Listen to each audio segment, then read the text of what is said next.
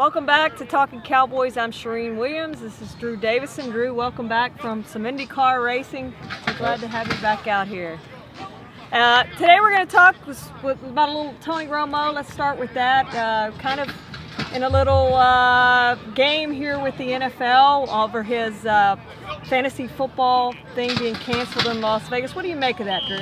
Yeah, I think it's, when you look at it, I think it does come down to money. Like Tony Romo's talked about, he's going to talk with us later today about it. And I think the NFL might be, going a little overboard by forcing them to cancel it. But at the end of the day, I think they're going to do it next year. And I think the NFL might have overplayed their hand. But what do you think, Shireen? Well, it's in their contracts. And so I will say that anything at a casino. So I understand why the NFL did it. At the same time, they did cancel it very, very late for the fans. So it's unfortunate that the whole thing happened. Be in LA next year, they can have it and have a good time. But Jason Garrett said he's not worried about it, not worried about the NFL kind of trolling Tony for a little bit yesterday, and Tony kind of answering back and ripping the NFL a little bit. So we'll keep an eye on that as we go forward. Let's talk about the running backs on the field. Ryan Williams has had a little knee issue, a little swelling in his knee, so not getting a lot of work out here. His issue really is more that he doesn't play special teams, and he's got to be a special teams player if he's going to make this roster.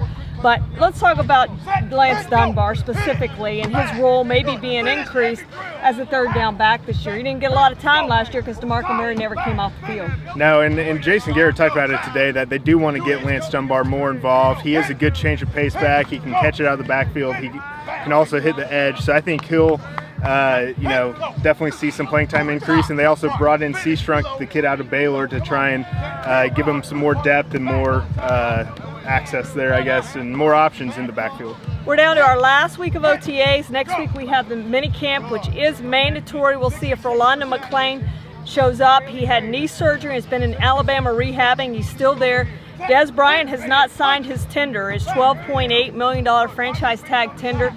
So probably don't expect him next week, but Rolando McClain should be back here. Most of the guys should be back here. We got some guys rehabbing from injuries.